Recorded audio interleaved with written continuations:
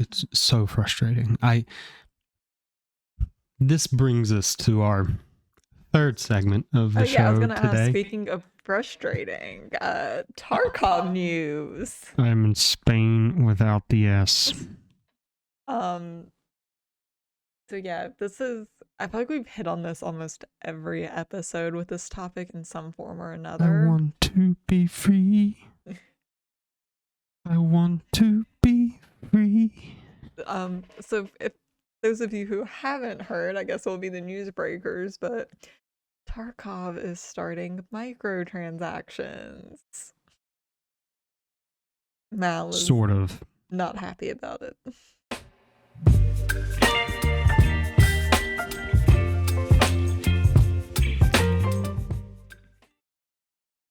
Hey everyone, welcome back to the Kayura and Mal Podcast, where my fiance is trying to turn me into a gamer.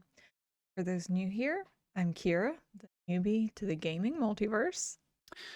And I am Malganis, the overseasoned, overcooked veteran. So I guess to recap what's going on, kind of want to address the bad news first. Why we didn't have an episode yesterday. Or really, it should have been released today, but we would have done the filming for it yesterday. Our tabby cat, we had to put her down. Some kind of rapid onset organ failure. Yeah, very unexpected. She was very young. Tried to hit both of us pretty hard. Yeah. We pretty much from when I got home from work to about 8-9 o'clock, we were driving around from urgent and vet urgent care to vet emergency room, and it was just a combination of a lot of things. So, but we just wanted to address that for anybody watching or has watched. Just didn't want you guys to feel left hanging is all. If we seem a little less enthusiastic than normal. Yeah, we wanted to do the podcast because it gives us a sense of normalcy. Is a little bit like therapy for us.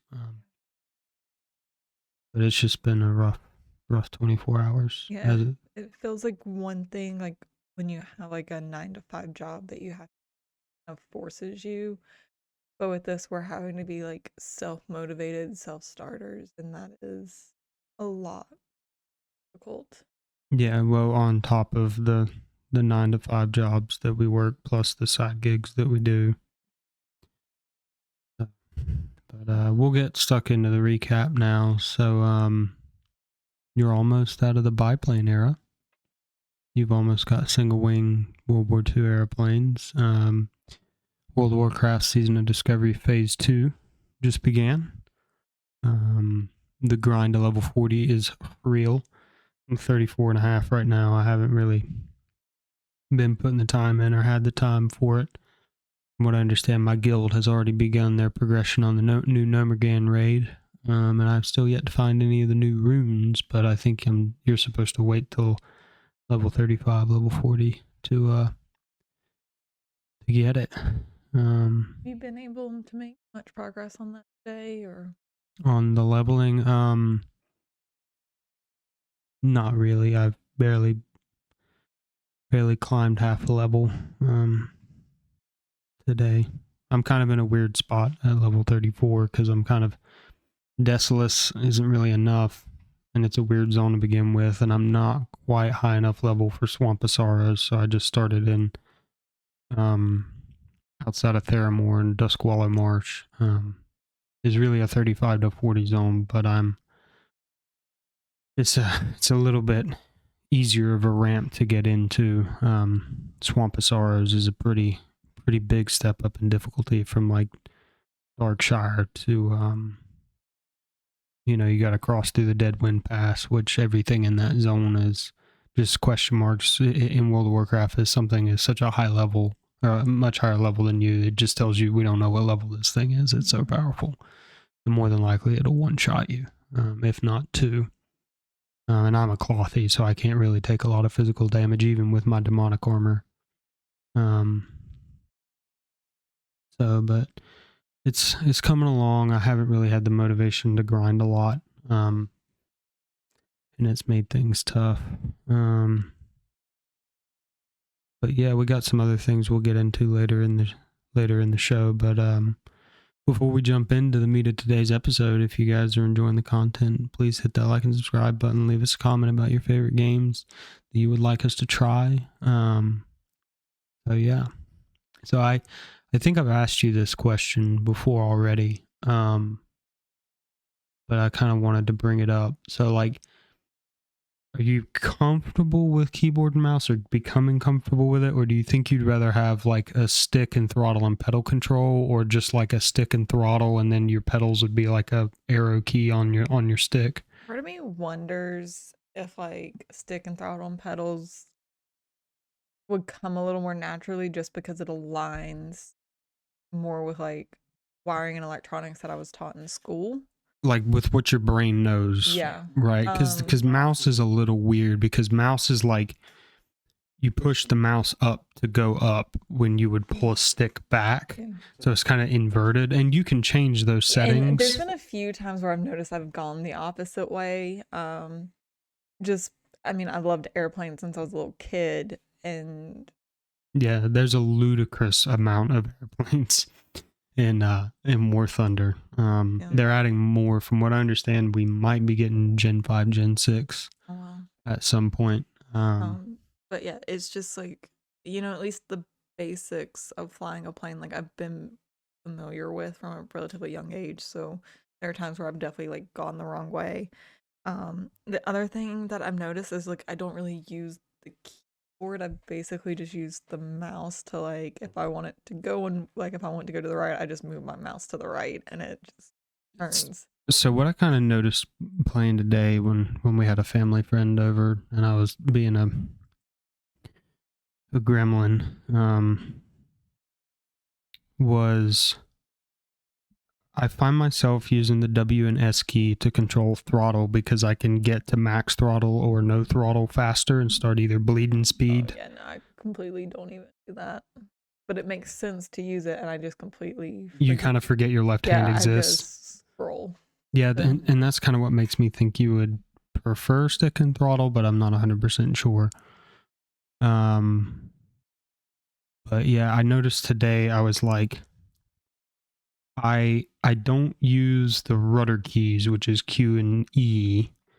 I just kind of use the mouse, kind of like, I think. Was it Q and E are very sensitive buttons too? Like you press it for like a second and it's like, woo, I'm upside down now. Yeah, and it throws your tail. And that's kind of an issue that I've always had with racing games on PC. If you didn't have a controller, or if you didn't have like a proper steering wheel and pedal setup, is if you're giving it throttle, you've got the throttle pinned to the floor. If you're giving it brake, you're standing on the brake. You can't feather it. You can't really feel it. And I feel like that's kind of the same issue. The only way you're able to kind of get around that in War Thunder is your mouse, with how drastic you move it. But I really only find myself just doing throttle control off W and S, because I'm a WASD keyboard player for years. So I'm used to, I want to go faster or forward, so I'm going to hit the W key, or I want to slow down or go backwards, I hit the S key. But I roll a lot with A and D. If I want to go left, I initiate the roll with the A key and then use my mouse for the fine tuning, as if I was using the pedals to control the rudder. But yeah, that's kind of how it's been going for me. I just unlocked my first bomber. I'm still in tier 1 of the plane tree. I played a lot of tanks so far. I'm almost done with the German tank tree. I still got a lot of grinding to do, but I've unlocked almost 3/4 of the German tanks. I unlocked the first like dedicated strike bomber for the German air tree. And it controls like a bus. Yeah, it definitely isn't a BF 109 or a Fokker Wolf. But yeah. So, and then another one I wanted to ask you about, like a VR headset. Yes, I was looking at that question, and part of my concern is like I've used some VR headsets before in the past, just like playing around with stuff. It's like instant nausea. Like I get motion sickness so badly, Mm-hmm. and it's almost like disorienting But because it doesn't line up with the rest of my senses. right, it's like your eyes are telling you you're doing half the speed of sound right now sideways, but your body's like, we're sitting still. Yeah, and Yeah. it just like I don't think a VR headset would be the best route for me. Okay. As much as like as cool as I think they are and like they're super awesome, I just like I, I don't like not the most coordinated person. So you think having like the wobbly head syndrome plus trying to control your hands would be too much? Yeah, like I already suck with like hand-eye coordination already, so I think whenever you take that away, Mm-hmm. it's just gonna get really bad and Yeah. ugly really quick. Yeah, just because we're throwing up all over your keyboard. Wouldn't surprise me if So it sounds like maybe like long-term upgrade, sticks and pedals. Now my question is, very long term. yeah, very long term. We just got a massive vet bill. Because also it didn't help that like the kitty was sick, so we also panicked and took the dog too. Yeah, because he wasn't feeling good, and yeah, because she started going downhill Thursday, and then her fever broke after a couple hours. So we're like, okay, are we getting better? And then the lethargy didn't go away, and it was like, if greater than 24 hours, seek immediate medical help, and that's what we had to do. so like, yeah, I feel like we did everything we were told to do. It still didn't make a difference. And it wasn't enough. Didn't make a difference. It was heartbreaking too, because they were like, give us $3,000 or give us 10 grand. And I was like, it was like starting is 3, but we're probably going to push 10. And it was just like, I was like, it would be like if I had a gunshot wound and we were at the ER. And it was just like, 10 grand. It was like, this is what it's going to cost. And she still may crash. And it might be something, and like odds are it's going to be something very serious. And it was just like, yeah, they were just like, the state she's in, like, it is something very serious for a cat this young to be in this condition. Like, well, like what's the point of spending grand if we're just gonna have to put her down anyway? Because it's that, or it's like a lifelong debilitating condition where she'll never have any quality of life, I mean, and then at that point, we're just keeping her alive for our own guilty pleasure. Yeah, and to me, that's a sick way to behave. It's just, I feel like a lot of it's just like so much shock. Because literally, we thought we were taking her to the vet for a stomach bug. And Yeah. the next thing we know, we're having a conversation about a DNR for our cat. Yeah. So it get pet insurance, guys. If we could give you any advice, get some pet insurance. It sucks, but yeah, that was something, because looking at prices, and if we would have had pet insurance, we could have spent the $10K in healthcare to at least even have a better idea of what we were dealing with. Mm-hmm. And financially, we would have spent the same exact money, if not less, than what we did out of pocket. Yeah. And I think that also is like really hard. Of like, we don't even know what it was. Mm-hmm. But even then, I still feel like, we would have, even if we did have pets and we knew what the issue was, I still think it would have been the same.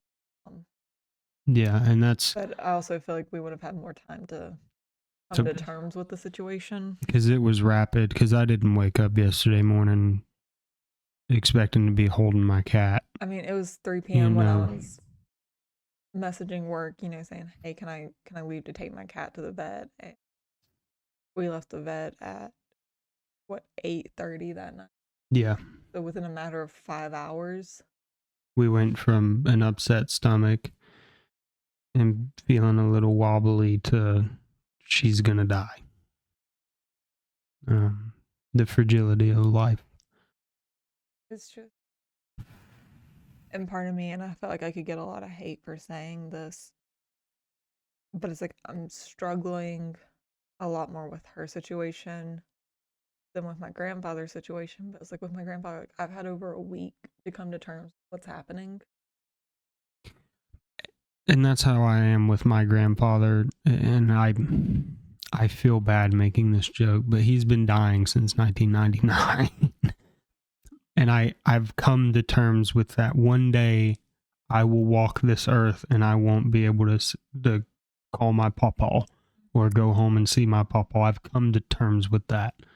But it's different, it's just a different experience, and it's difficult. And like I feel crazy because it's like it's an animal versus a human being.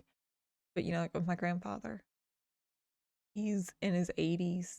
He has a great grandkid in high school. He's lived a very long, happy, healthy life. And he was a Vietnam vet, wasn't he? Or was he Korea? I don't know if he served during a war. I know one of his siblings was in Vietnam. He served in the Navy, but I don't know if it was during a time of war. And I wish I knew more about that. Yeah, we spent a lot more time talking about my grandmother when he talked about the Navy because that's how they met. But I mean, he'd probably been halfway around the world, absolutely. with the Navy. He's paid for several of my cousins to go to other countries because he absolutely loved his experience of traveling and being on aircraft carriers and the things he got to see and experience, and he wanted us to be able to do the same. Was he still in during the 80s? Oh God, That he was out before my mom was born. She was born in 1964, I believe. Oh wow, so he was out before Nam started. So he would have been in around the same time my grandfather was, but my grandfather was in the Army because he was drafted at the end of Korea. Yeah, I'm trying to think. I mean, my grandfather's early 80s, and he joined like the day after high school. Yeah, graduated. Yeah, because yeah. But so on the topic of segment 1 that we have scripted this entire podcast that we keep derailing because we're still in shock. So there's 2 kinds of flight stick setups. There's HOTAS and SOTAS. I forget which one is which. Please don't crucify me.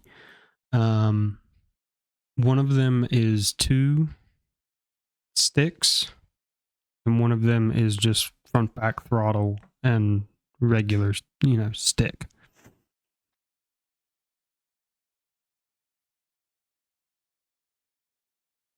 Does that make sense, or do I sound like a crazy person?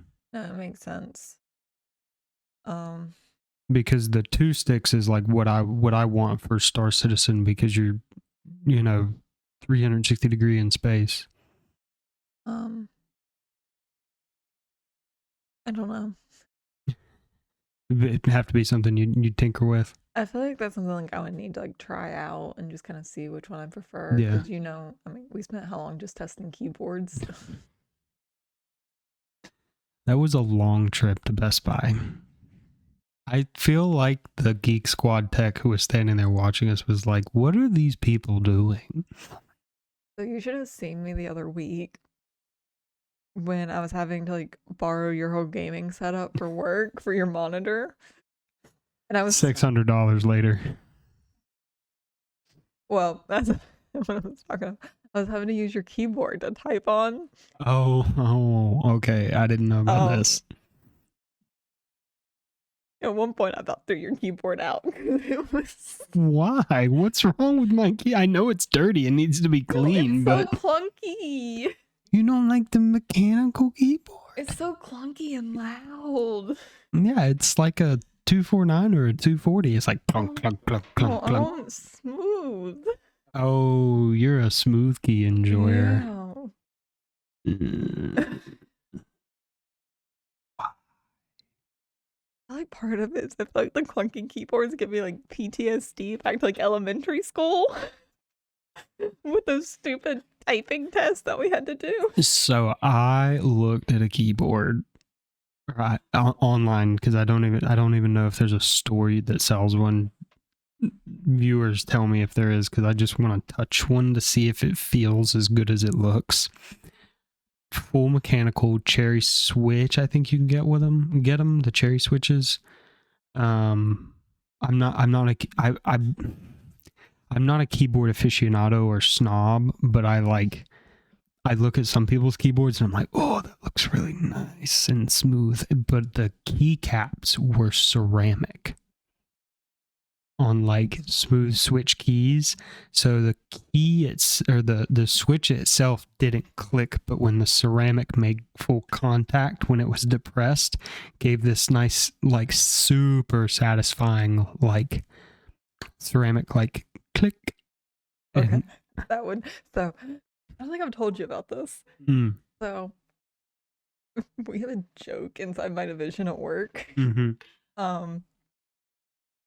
There's someone in the office who has like a crazy loud keyboard. So we all joke about it because we all find it super distracting. So I find mechanical keyboards at work to be super impolite. Does that make sense? Oh yeah. Because like, well, see, now you're making me feel bad about how I'm gonna have to go buy a new keyboard. Well, it's okay. It doesn't bother me when I'm gaming, but I also have like earbuds in and stuff. Yeah, you're kind of cut off from the outside world, but like I can't stand, because there was this one dude in my old office who sat in the back. He wasn't like a part of like my team, but he was a part of a different team. And he had a mechanical keyboard like mine, but he had the really, really, really like crisp, loud switches. And I'd be like, I could just feel my boss sitting behind me. I could feel his blood pressure rising the more he typed. Well, and I do think part of it too is like being a coder, like when you're coding and typing out, you get into a groove. And I feel like with the mechanical keyboards, it's like you have to put so much more energy into typing that I miss a bunch of keys. So mechanical keyboards help me stay in the groove when I'm typing, because it's like I'm in a cadence. I'm following a cadence. I'm so used to just being able to do like a light tap. Oh, well, because you've used laptops the majority of your life, haven't you? Yeah. See, I've used desktops the majority of my life, so I'm used to like a deep depression, or like a deep, you have to depress the key. Oh yeah, no, like everything is even, and it's like weird. Which I do this in my home office now that we've changed our setup, and I stole your monitor. Yeah, she did. 34-inch curved 4K monitor, stolen to look at spreadsheets. That's my life, ladies and gentlemen. It makes That's my life easy, and therefore more money, right? Gentlemen, this is advice. Happy wife, happy life. I'm not your wife yet. I know, but we're heading in that direction, and I don't want to start off on the wrong foot. Yeah, because we don't have a keyboard in my home office, and I do the same thing at work, and everyone thinks I'm crazy, but I use the laptop keyboard as my keyboard for work. And I do it too because like the desk I use at work is like so small that I feel like by the time I have like the 2 monitors at work, my laptop, and the keyboard, there's just not enough space. So I just move the keyboard to the side. And there is a psychopath in my old office. Are you calling me a psychopath? Maybe. Well, you're not as bad, because I've seen a lot of guys like that. They'll use their laptop and they'll be plugged into a side monitor, and they'll be like typing, because their laptop's their main like workspace, and then their side monitor like has something else on it. Okay, so I would definitely say the way I operate is my laptop has like my WebEx and my email up on it. But then the other 2 monitors are where like my physical work is. Like that's where I do my coding, that's where I do my validations, like everything. Because at work there's 2 side monitors. So particularly with validations, and they're bigger than the laptop screen.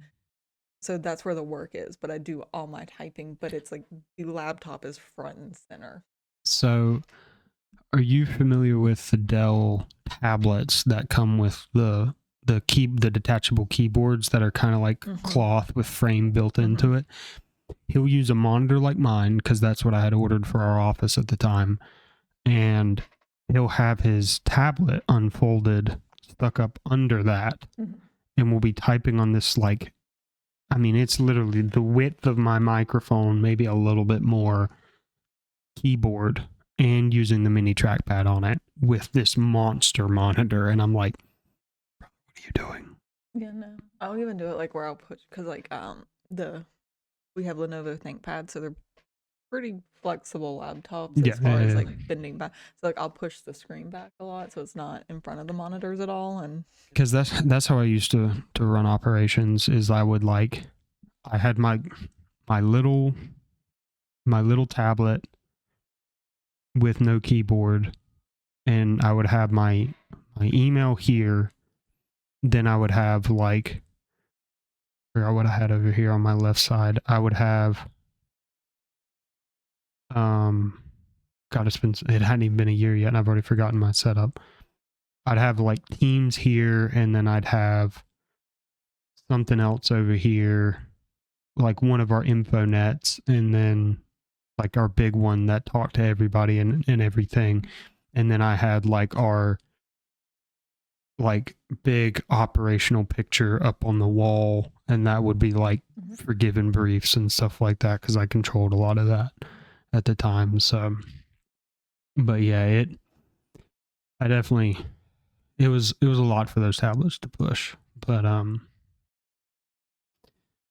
yeah, so I definitely get the keyboard thing, but I just want to like play with one of those ceramic ones just to like see how it feels. Like, is it satisfying to the fingers? Well, I'm gonna say this, like, and this might gonna sound counterintuitive, but like I love the sound of it.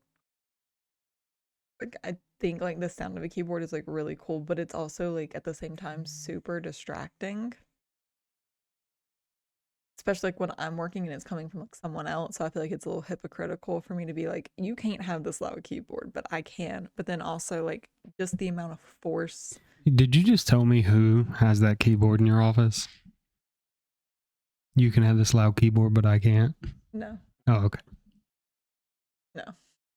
Because based off that statement, I would make an educated guess. Yeah, no, okay. Yeah, no, completely like not even in our division. Oh, okay. Like, you're just like co-located. I barely even know the person.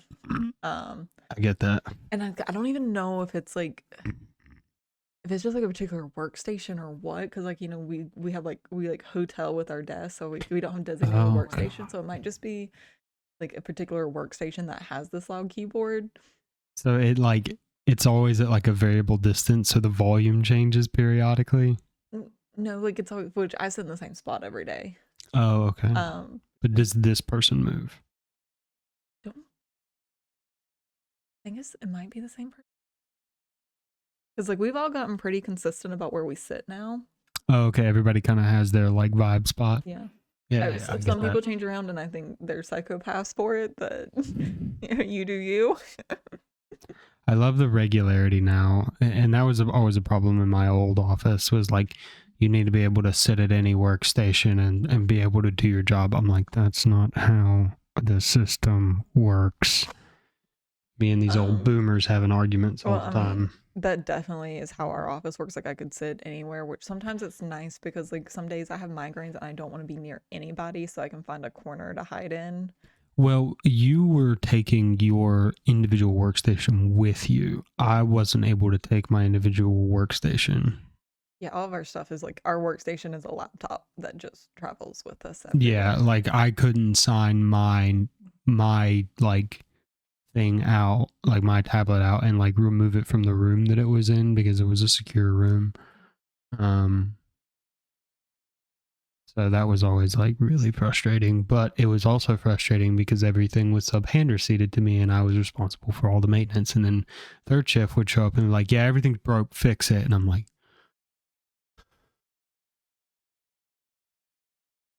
yeah, I didn't even get any special pay for that. You remember me coming home having meltdowns over it. So, Okay, I have meltdowns when my dashboards break. It's okay. funnily enough, that reminds me, you need to help me work on one. I can do that. I love dashboards. Well, it's not a dashboard. It can generate a dashboard that we'll eventually have to make, but I need your help automating the control function of it. We'll get more in depth off the podcast about it. Yeah, no, I got a lot of questions now. I'm curious, but no. We've talked about it. There has been so much that's happened in the past 2 weeks. I can barely tell you what I've had for dinner last night. We had cookout for dinner. That's right, because we were both very depressed. Yeah, we needed the comfort food, and then we had steak tonight. We were going to do our Valentine's Day last night, but obviously that didn't happen. Life had other plans. Unfortunately. So, flight models. Yes. Completely off the rails. How are we feeling about the War Thunder flight model? I guess, like, in what way? So, the reason I bring this up is because at some point I would like to play Star Citizen with you. Okay.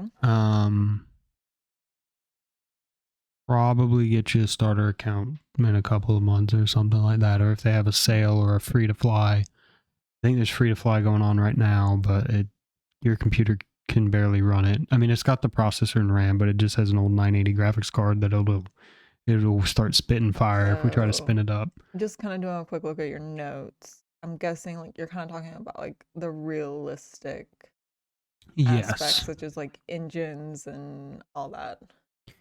So in Star Citizen specific, so Star Citizen's probably about 75% of the way done with its flight model, because they haven't fully introduced aero yet, as in like ailerons for certain ships. Okay.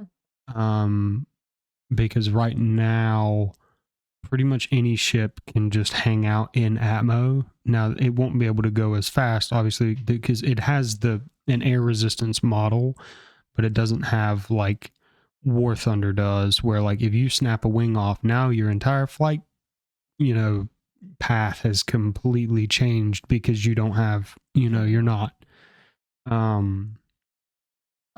Okay, so yeah, I get where you're headed with this question now. Yep. I'd say overall I've been pretty impressed with it.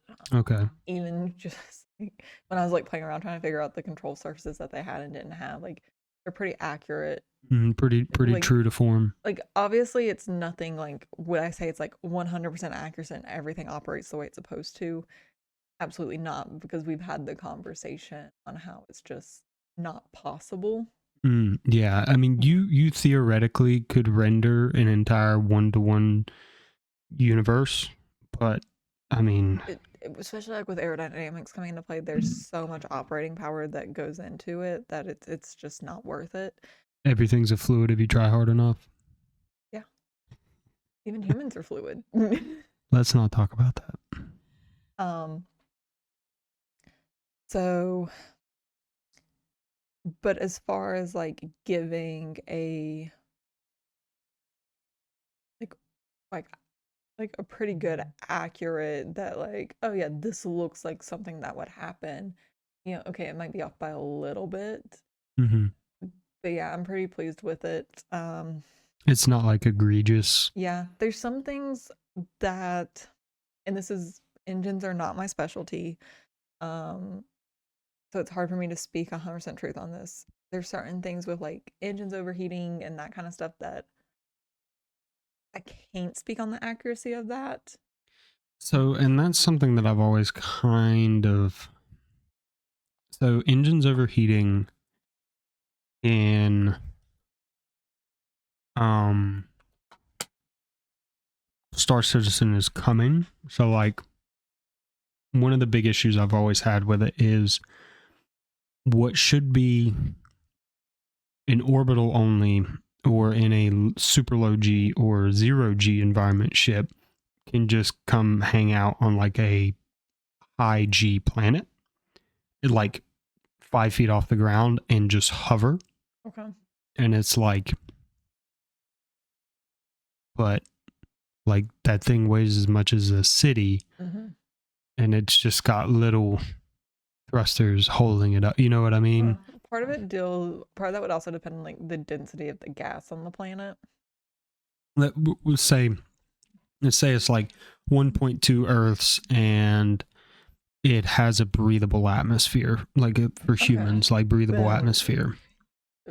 Yeah, because they have talked about how there's going to be ships that are like specialized for in-atmosphere fighting, that its engines won't overheat, and then there's going to be ships specialized for zero-G fighting, like with no atmosphere, and then like certain ships.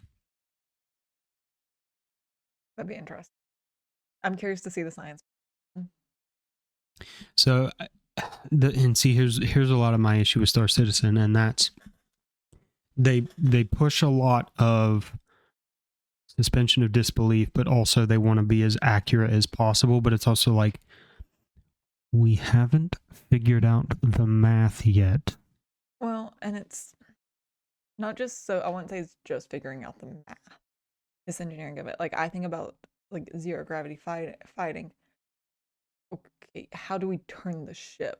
Like, so, and we talked about this in a past episode. So, like, if you take, because I've got an F1 Lightning, which is like the premier heavy fighter, and they go through like great lengths to have like little thrust ports all the way around it. So you've got like your main rear thrust, and then you've got your like control thrusters for zero-G, and then like once you get in atmo, whenever they get it figured out, is it does have ailerons on it, so it can control itself in atmosphere and out of atmosphere. Then part of it's like the profit, because of like when you think about the amount of fuel for the different thrusters, and like it has like it eventually it becomes so heavy it's like you don't get it out of the atmosphere. So it's like you would need like a hyper efficient power to weight ratio to include a hyper efficient fuel to be able to compensate for the delta V required to enter and exit from, a celestial body. There's just a lot that goes into that one, but I'll try not to go get too in depth and get too in the weeds. Super deep into the math. You love Kerbal Space Program, even though you would complain the entire time.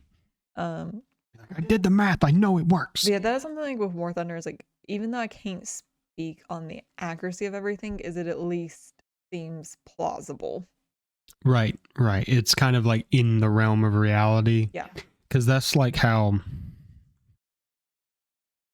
And there's moments where like War Thunder's physics don't physics, and then there's other times where it's like, I'm not going to say it couldn't happen, but it would be very unlikely. Like when a light tank, like if because I'm at battle rating 7.7, 8.0, right around there. Like if my Marauder is able to skip around off the front of its armor, and it's like very sloped, like it's a very sloped piece of armor.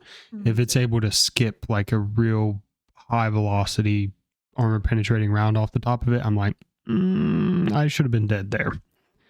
But there is a chance. If it's super sloped, yeah, it's likely that it actually would skip off. Well, and it may be because the whatever shot at me was like 1 degree too low. Yeah. If it had been 1 degree higher, it would have been able to penetrate. So it's all kind of like, but then there's other things where I'm like, that man should be dead. And there's things too of like, they don't know. We had this conversation of like, they don't know the exact details of it. So they're also kind of extrapolating. Yeah. Well, and a lot of the tanks that I'm in now, because I'm not to like current era tanks, that I'm kind of into the Second World War and going into the Cold War tanks. Like ATGMs just became available to me, anti-tank guided missiles. I don't know why I told you that, but because I know you, yeah. So like they have pretty accurate specs on the majority of these tanks. But yeah, it's just, I think it just becomes infinitely more complex as the armor becomes more complex and sloped, and it's almost like a game of D&D. It's like, all right, roll the dice, see what happens. Well, and that's definitely something too that like goes into play with engineering. Of it's like, okay, well, we can make it more sloped to give it more protection. But now we're dealing with the same amount of stuff inside of it. Well, now we're making it longer. Mm-hmm.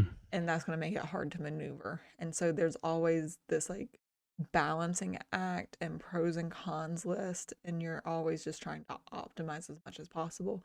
Right. And ultimately, like, it's impossible to get every single benefit in one package. Yep. Like, that's why engineers have jobs, and that's why they're paid a ton of money to try to design these things. Because they're trying to balance everything. Yeah, they're trying to balance, and they're trying to find more ways. So like, obviously part of it is like, okay, well, we have this tank design that's pretty optimized, but what can we do to make it better? Are there different materials we can research? Can we change this design slightly and improve it? But we changed it slightly, which optimizes this part but minimizes that, and it's just constant give and take. Right. Mobility versus armor, firepower versus how many rounds you can bring. And like with tanks, like and I know things have improved, so I'm kind of, and I obviously do not know as much about tanks as I do some other things, but with tanks, mobility is an issue. Right. So yeah, no, I definitely get that. So yeah, I mean, and that trade-off is seen in War Thunder and is very, I feel, accurately portrayed for the most part. mm-hmm. And the only thing I haven't seen yet is I haven't seen a tank throw a track, which apparently is really easy.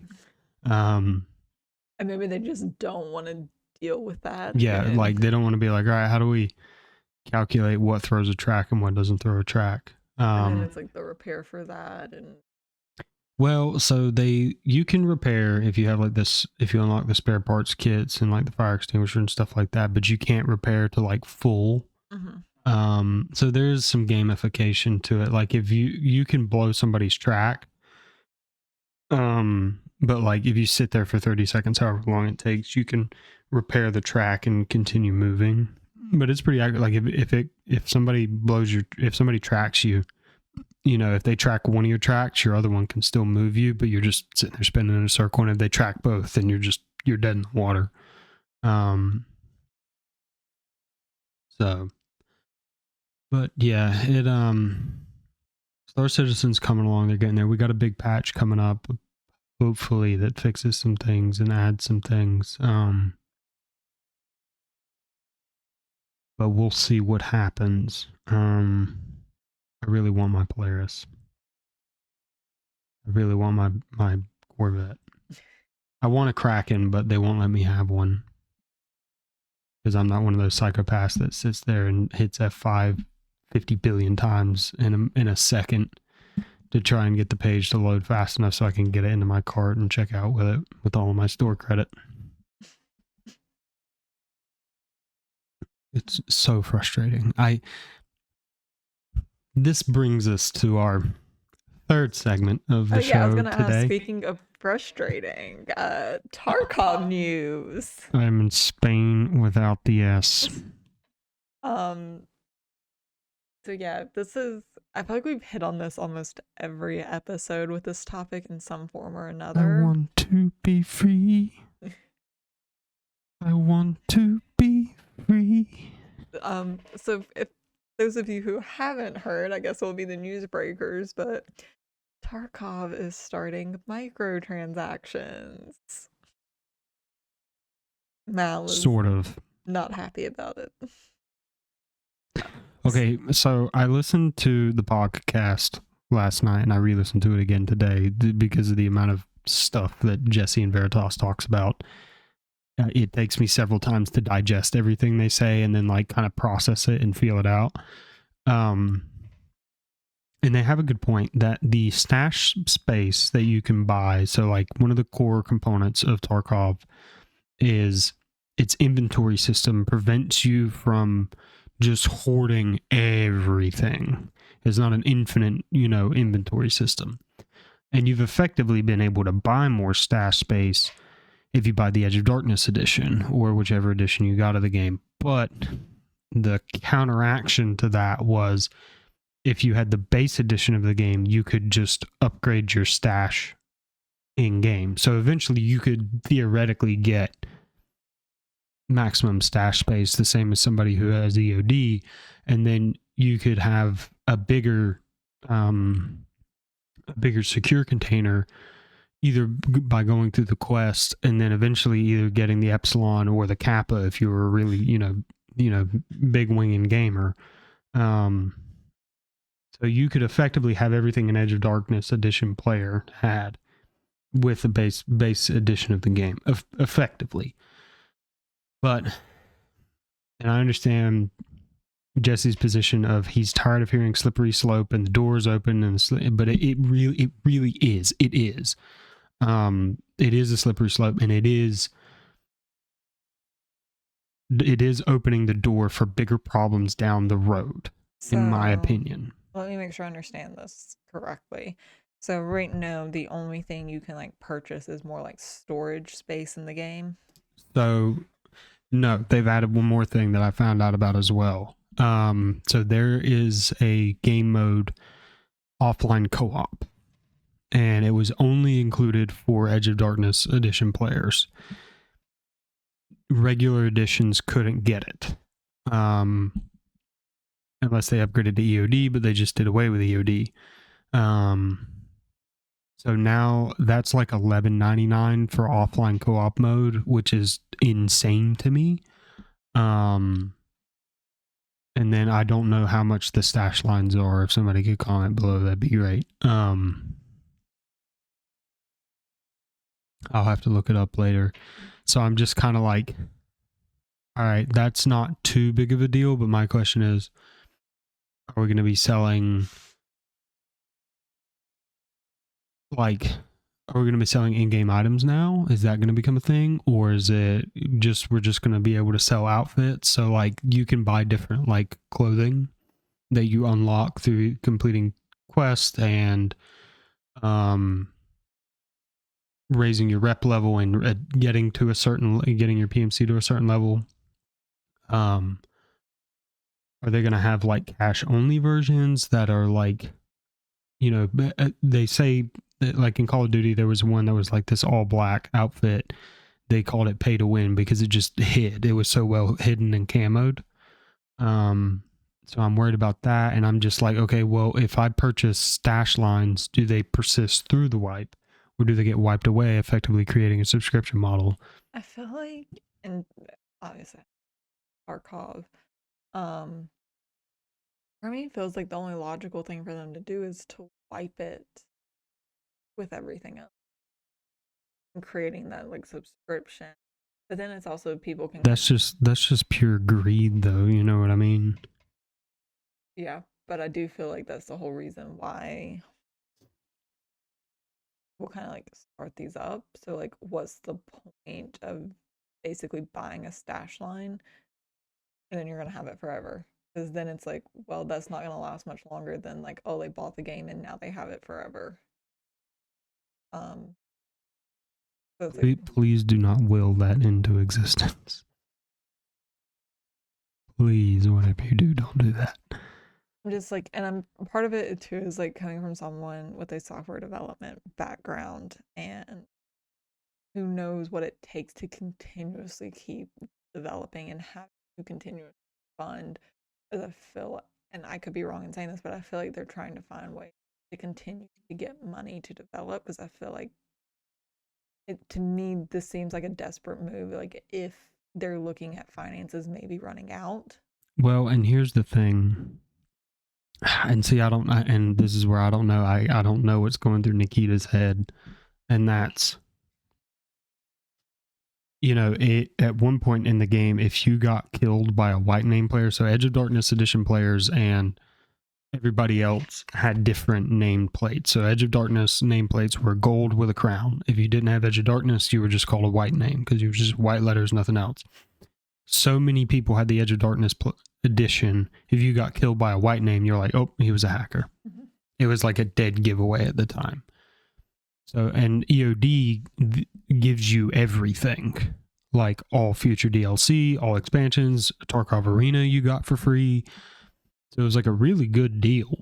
And that's part of what concerns, like when I hear you talk about it, because like, and I'm thinking from like software development background, is I'm thinking like entry level salaries coming out of school and well, they're based in Russia, so I know, but I'm gonna think in like U.S. terms here, and kind of give some context.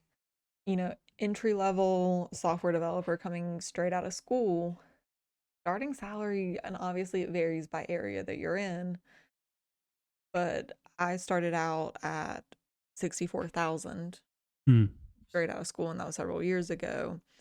Now, so I'm going to say average in the US is around $70,000 a year right. for a salary, and that's just entry level. How many EOD editions is that? Like 3? No.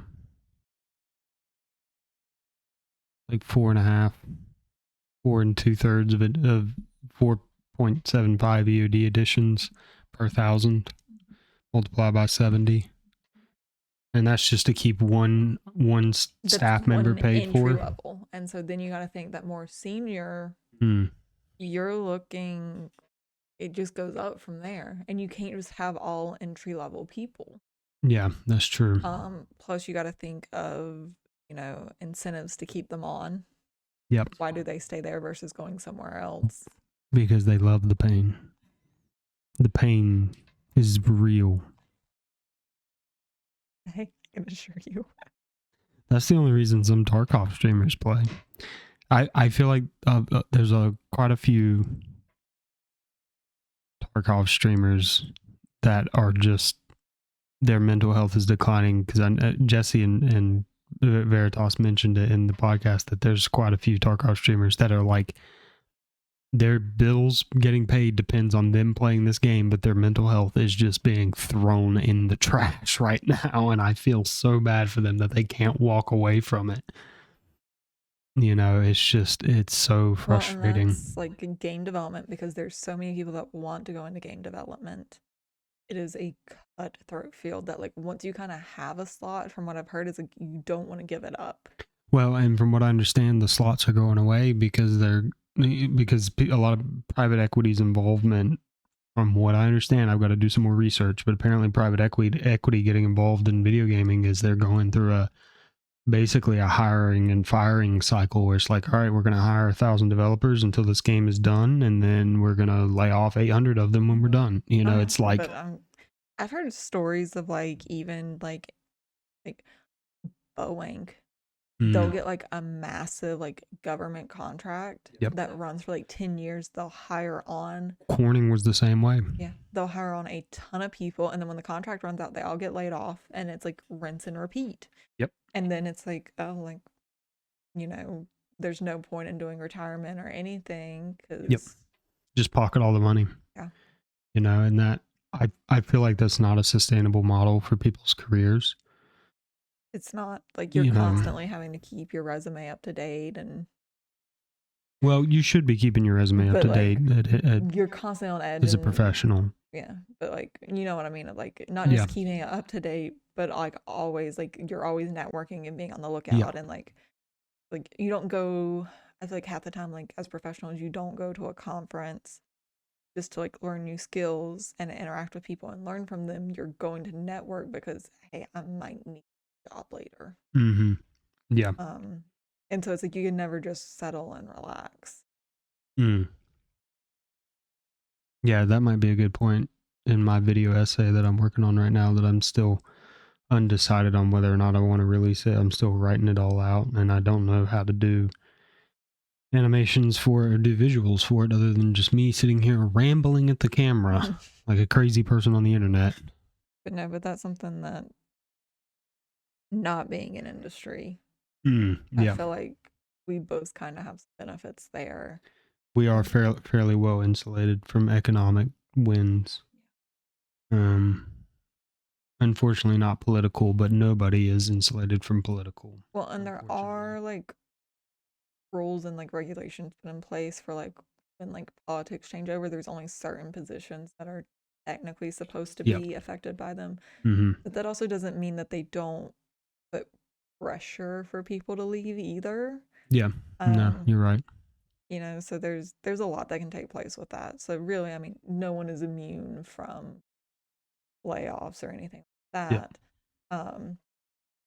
But I do feel like different industries and places have different benefits for different reasons. I feel like the less secure a job is, they tend to make more money on average. Yeah. Um, Yeah, that's true. because there needs to be a reason to entice them to be there. Well, and that's like the conversation that I had with my dad several years ago. I mean, he was like, he said he was talking to a buddy of his, and they're both in the sales industry. And they were like, we wish we'd have gone the route that you went, just so much more secure retirement. And I'm just like, yeah, but I'm fucking poor. Yeah. The only benefit we have is we'll get to retire one day. But it's a big if. Well, we have a better shot at retiring. Go for our friends. Subscribe to that Patreon that I haven't made yet or made public.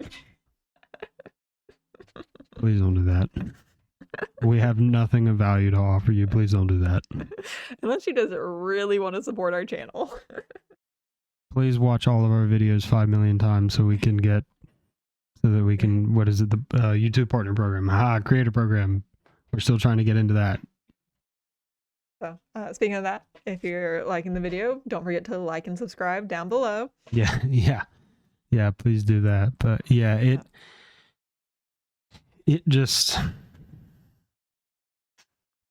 it scares me, the direction that games are going with a lot of these things. Yeah, and I definitely feel like there needs to be more small scale. I don't even want to use the word company. I feel like the best games come from individuals who are just making games because of the love of it and hoping that they can make money from it, versus these big gaming companies that are just like shooting things. It's like they're like throwing darts into the dark, hoping something sticks.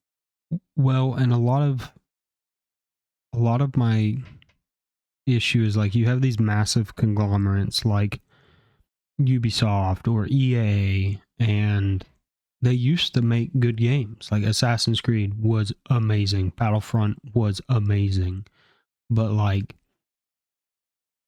it's just everything is monetized to every degree in a lot of games. And like, don't get me wrong, I'm a War Thunder stan, but and every inch of that game is monetized. You could put $1 million into it and still not be done with it. But also, it's frustrating seeing games that you can effectively pay to not play. Does that make sense? Yeah. It kind of defeats the purpose of the game. Right. It's like, why would I just keep sitting there with my credit card? You know what I mean? I just rubs me the wrong way. And I think it detracts from the art, and it detracts from the pastime and the storytelling. You know what I mean? Yeah. And I guess part of it is like I understand why they have it, but it's just things have gone too far.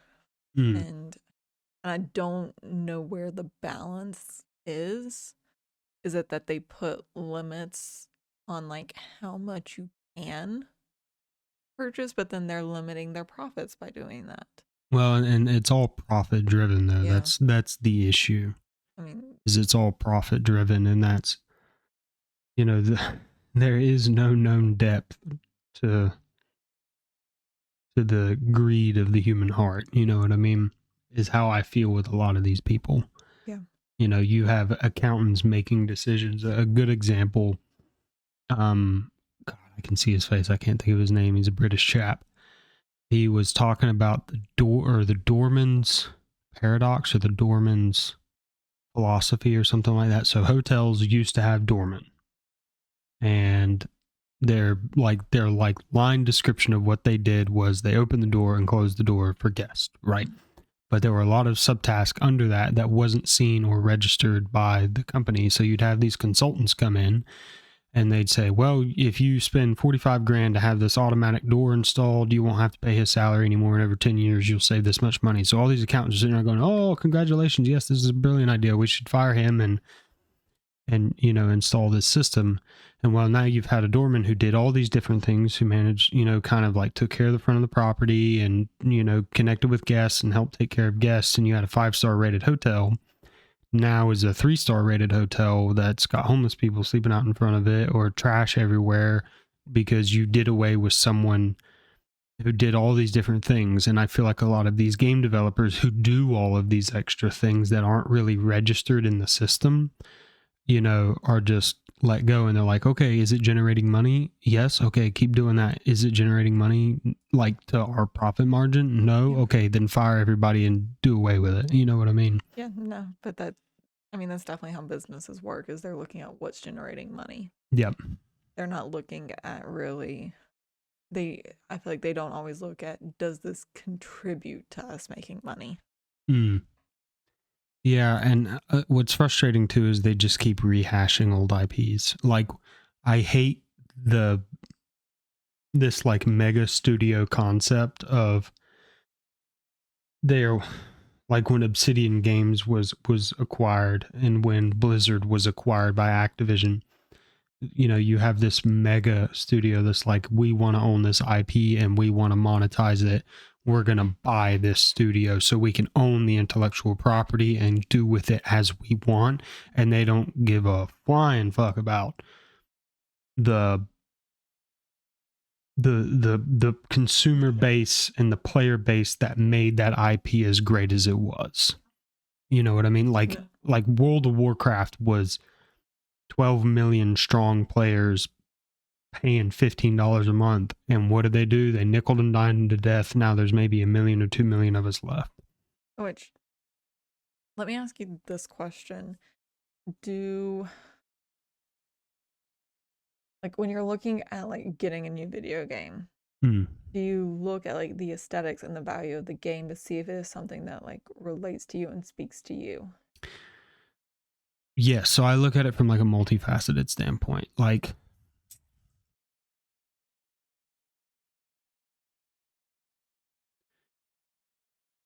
is it aesthetically pleasing?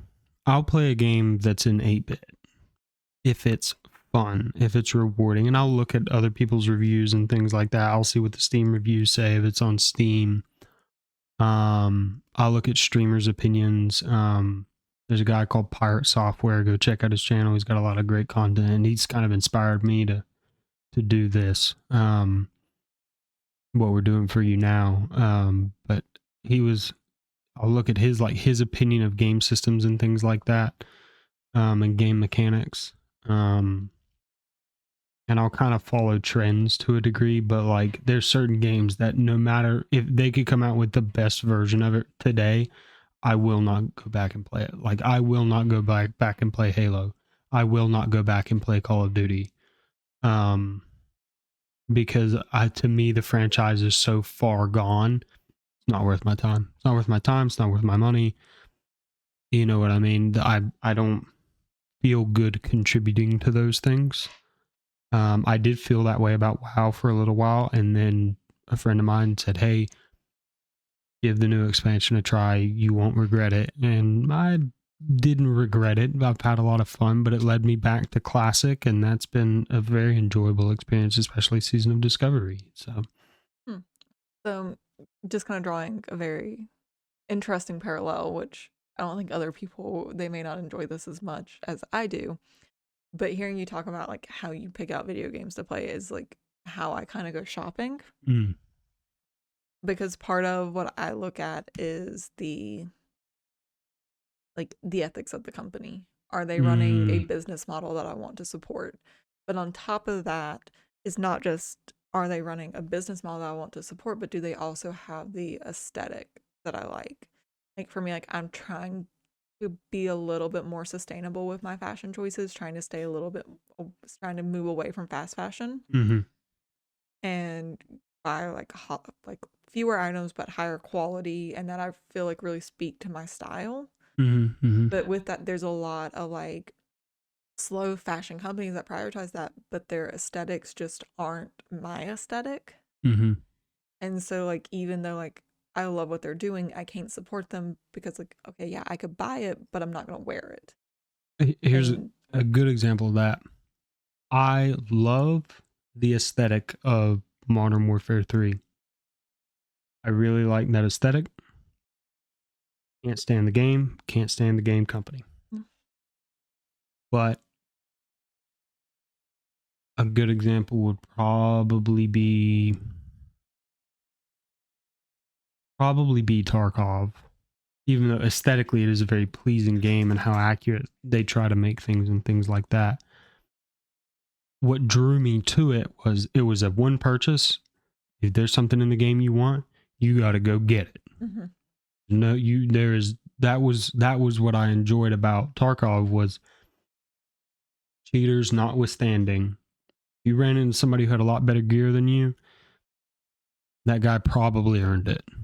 80 to 90% chance that he earned it, unless he got a lucky grenade off or a lucky headshot on somebody and took it off of him. So that's just kind of what drew me to a game like that. Power World's a good example.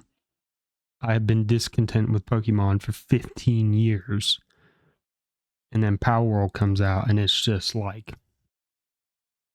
knocked out of the park. Mm-hmm. You know what I mean? Like just knocked it out of the park. And they even came out and said, they were like, hey, you know, because people were like flaming them. They were like, Power World's had the largest drop off in continuous players, because that's a big metric, is how many people are continuously playing the game on Steam. And they came out and they were like, if you finish the game and you've done all the content, go play a different game. Try something else out. You might enjoy it. Like, it's just, if a public relations and if a PR person for any other company like Activision or Microsoft came out and said that to their player base, they would have been fired before they even finished the sentence. Yeah. I know, because that statement and that mindset, which is a very healthy mindset for gamers, is completely antithetical to their business model.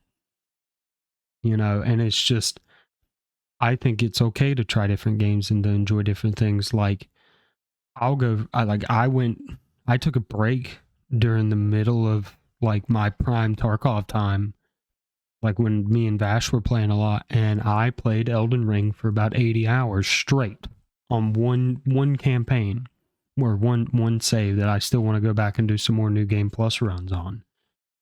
You know, because Elden Ring was that good, but also I was a Bloodborne stan, I was a Dark Souls 3 stan, I was a Dark Souls 2 stan, even though Dark Souls 2 wasn't as good as Dark Souls 1. That's okay, because it was still head and shoulders above a lot of other games during this time period. Well, like for me, and I feel like it's kind of human nature of like, we want variety. And I feel like in the long term of like, okay, yep, the people at Power World are telling you to go play other games. But also, like, you go play other games, and eventually odds are you're going to come back to it versus just playing it nonstop and getting burnt out and being done with it. Yep. And I even think like the same thing with the fashion industry. Like, some of my favorite stores, they're stores that I go into knowing that like I could not fully shop at that store and have everything I need for my wardrobe. Right. Like, one of my favorite places to shop at, which I believe they're only online, but also you love them for their t-shirts, is like, they have some basics, and I know for me, like, it doesn't fit my wardrobe, but I can go and I can pair it with cardigans from other places, or dress slacks from a different store, because they don't have dress slacks. But I can build out a well-rounded wardrobe from several different places, and it allows me to keep myself interested. But if I was to buy solely from one place, I feel like I'd have multiples of the exact same thing and nothing else. And it makes me feel arrogant. Maybe arrogant's not the right word. It makes me feel some type of negative emotion that I can't quite quantify, that I can just, we are financially stable enough that I can just go, yeah, I want this $40 game because I'm burnt out on this one game. Because I had a lot of friends growing up, because neither one of us grew up in a very rich area. Considering we grew up 30 minutes from each other. Yeah. We didn't grow up in a very, very well-to-do area. That I remember specifically, I had a buddy of mine, he beat Halo 2 on Legendary Lasso. So Legendary All Skulls on, because it was the only game he had to play. He beat that game into the earth Now, granted, Halo 2 deserved it because Halo 2 was an incredible game that deserved to be replayed 100 times. But you know what I mean? It's kind of like, does that make sense? So that brings me to a question I'm interested in asking. And again, I'm sorry if our listeners don't like this, but I find it interesting. Okay. I think back to like the stores and the clothes that I had access to as a kid. And there wasn't a lot of variety. Yep. But you see like the fashion magazines and everything else, and it's like, ooh, I want all the shiny things. Yeah. So, and I would say I would classify myself as a shopaholic because it was like the desire that I had as a kid without like the access to a lot of it. Do you think that you and your friends have like similar relationships with video games, with the constant desire for something new because like you saw the other games but it wasn't an option for you? I think because I was a pre-order Andy for a long time. I have fallen prey to every marketing trick at least once, whether it was pre-orders for a game that was incomplete or crappy when it was released, in-game cash shops, premium currencies. I've fallen prey to every single thing there is to fall prey to. And that's how I learned this is not worthwhile, and that's how I learned to stop doing it. I don't pre-order games anymore. I don't believe in it. I just don't. And Tarkov was pretty much the last one for me. But what was so funny about Tarkov and Star Citizen for me, because the first time I played Star Citizen was 2015, 2016. I've been a backer since then. What I played then at the time felt more complete and detailed than the majority of $60 full release games at the time. Tarkov the same way when I started playing in 2020. I was late to the Tarkov party. Felt like a game that was in beta, alpha beta, felt more complete than the majority of games that these massive AAA studios were releasing. And I was like, huh. So this is what we could have if we would quit doing this. You know what I mean? Does that make sense? That does. That's why I don't stand for pre-orders. I don't stand for, premium currencies. That's one thing that frustrates me about War Thunder is like, you got to buy Golden Eagles, then you got to buy Silver Lions, and then you got to convert Golden Eagles and convertible research points to unlock tanks, or you got to get Gaijin coins. It's like, it's all set up in such a way to misconstrue to the player how much money they're spending. Does that make sense? It's meant to maybe conflate, misconstrued, to look over here while we're robbing you over here. You know what I mean? So what it sounds like is like these microtransactions are like the fashion industry's version of fast fashion. Absolutely it is. Because like, if you look at, I haven't played War Thunder enough to see a pattern yet. I'm sure it's there. I'm trying to think of what a good one is. Diablo 4.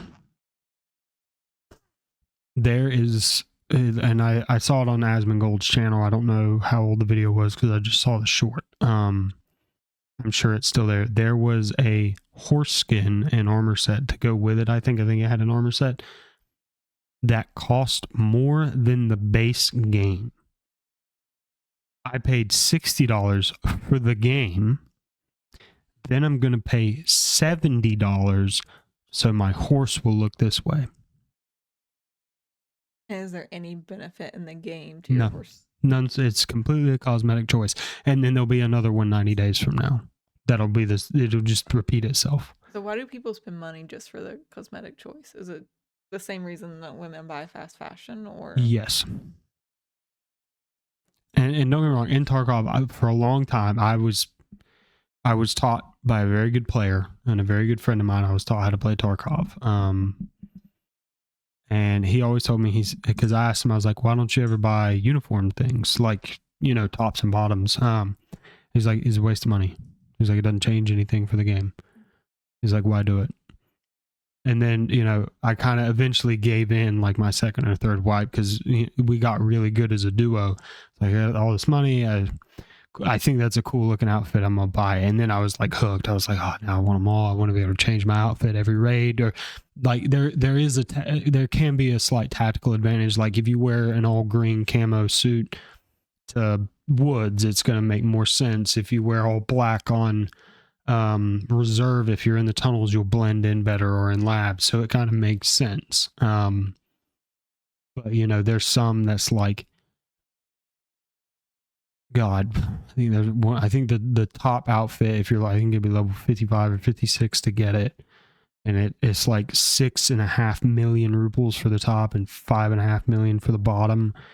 We're talking 12, 13 million rubles for an outfit. There's some people, they never have more than 1 million rubles in a wipe. So it's kind of like, for something that doesn't help you complete quests, for something that doesn't actively help you play the game. Does that make sense? Yeah. So And I get it. You can go to YouTube and look at all these like fast fashion clothing hauls, and what is that helping people accomplish in life? I mean, you look at my Steam library and I look like an addict, But also I've had my Steam library since 2008, 2007, 2008. So, I mean, I've been around a hot minute. I think one of my biggest regrets is I didn't archive and catalog all of my old consoles and games. I traded them into GameStop like an absolute moron for credit to buy new crappy games when I could still have my original copy of Halo 3 or my original copy of Metal Gear Solid Snake Eater. You know what I mean? Reminds me of like women taking their clothing items to consignment so they can get money to buy new clothes. Yep. And at the time, I wasn't really making a lot of money. It seemed like a economically efficient way to keep playing new games, and I gave into a lot of peer pressure. I did have a couple of friends that were well off that could afford the newest game when it came out. They were like, get it, man, it's awesome, get it. And they were like Adderall dopamine fiends. They were chasing that dopamine drip. No, I get it. That's what I prefer shopping by myself now. I used to love shopping with my friends, but it's like they push you into like, and I don't think they necessarily do it intentionally. I think they're just like, oh, that's cute, that looks like you should get it, and it's like, well, you don't need it, or this slight thing that you typically don't like. Because I even saw it like working at my retail job. There was this was probably close to a year ago now. There was this top, and it was like my color blue, and my coworker was like, oh, that would look so good on you, you need to get it. And I finally like stopped myself and I looked at it, and it had a ruffled neck. You don't like ruffled necks? No, they irritate my skin. Mm-hmm. But I was this close to buying it because my coworkers were just like, it would look so good on you. It's your color of blue, like you wear that color all the time. And I like had to like I remember putting it on hold at one point. Do you think that they do that because they feel like they're trying to make you feel better and hype you up, but really it's only perpetuating a toxic cycle? I think it comes from, they're doing it from a positive point. And it's like, and it's that like, oh, it's gonna look so good on you. Sorry, I can get loud. But yeah, it's this mindset that like, it's gonna look so good on you. It's to like make you feel better. Mm-hmm. Not realizing that like, okay, yeah, sure, I can get this top for $15. But that's also $15 that we could put towards going out to dinner, or yeah, and that $15 stacks. I mean, I look back on it now and I'm like, those $60 games, I'd have never bought them. That $60 would have stacked a lot. I look at it, with my discount, it's like 16 items every quarter. Yeah. So 16 times 4 is what, 64? Yep. So now, 64 items a year I can get at my discount, and now multiply that. I'd say the average item is $20 because pants are more like 25. Tops are kind of like, we end up getting for like 15. So $20 times 64 Like, Well, and a lot of it too is like,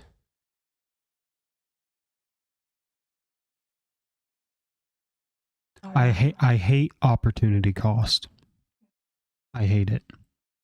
I hate paying it, and I hate not paying it. Yeah, and it's like one of those things, like, I have a closet full of clothes, like, I don't need it. Right. But Yeah. it's like, oh, it's such a good deal. And Yeah. like video games are probably the same thing, especially if there's a sale or something, like, oh, this is such Oh, a good it's so hard. There's so many games in my Steam library that I haven't finished yet that I need to finish, and I want to finish them, but it's like, there's only so many hours in the day. We're doing this. We got to work. Animals to take care of.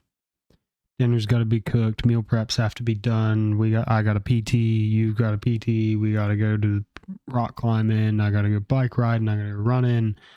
It's like, there's so many different things, and it's just like, by the time I'm done, I'm burnt out. I'm like, I just want to go drive around in a tank, or I just want to go mindlessly grind mobs in World of Warcraft. You know what I mean? Yeah, or even just like past 2 weeks, we've had almost everything on that list has fallen off, and it's just been like survival mode. Yeah, and it's only getting worse. It's only getting worse, but stick it out. It'll get better, guys. I promise. It'll get better. Doesn't feel like it, but there's light at the end of the tunnel. So. Yeah, I feel like I'm telling myself it's just like the only place to go now is up. Well, once you hit rock bottom, there's only one direction. It's like being surrounded by bad guys.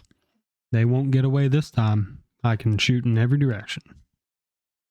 So. But I do kind of like this like video game fast fashion analogy. I feel like we need to kind of explore that a little bit.